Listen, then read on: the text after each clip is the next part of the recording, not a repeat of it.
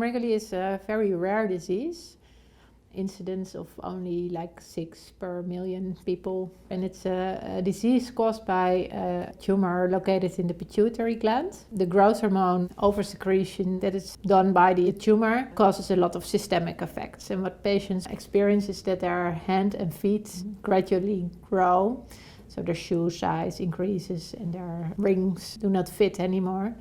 And their face changes, the features of their face. There are a lot of metabolic effects, hypertrophy of organs and tissues, and cardiomyopathy, in increased size of organs, in joint disease. I've had periods of time where I can't bend my fingers because of this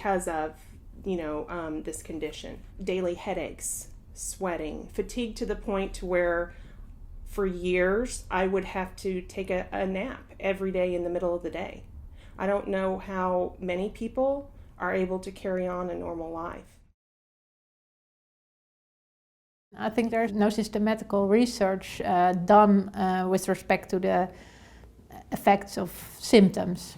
Of course, there's a lot of things that we know. When you do a cross-sectional evaluation of patients with very long-term cure, then the majority of patients still have joint symptoms. Some patients still have headaches and perspiration. It's only recently that there has been some studies with systematical scoring of symptom scores in acromegaly. And what we see is that when you treat patients, that there is indeed an improvement in symptoms, but that many of the symptoms persist. It's hard to know the exact growth hormone and IGF-1 status. So there are limitations in the biochemical evaluation of patients. That's one side of the medal. The other side of the medal is that it's quite hard to really grade the severity of symptoms and to follow them in the time. But as far as we can see in literature, there is a relationship, but it's not like a one-to-one issue. So there can be a patient which is biochemically perfectly cured, still having symptoms. It's also possible that patients have symptoms no symptoms while their IGF-1 levels and growth hormone levels are still up. Sometimes we have patients who mention that they really are ahead, that they feel that they need their new long-acting injection. From a pharmacokinetic point of view, we expect those injections to cover a month or even more than a month.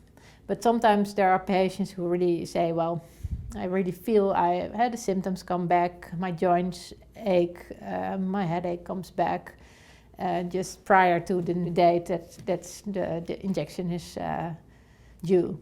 Sometimes what we do is that we, together with the patients, increase the dose frequency. So instead of once every 4 weeks, we cut it to once every 3 weeks. Sometimes they just accept that there are some symptoms, but that is, I think, what we call breakthrough symptoms.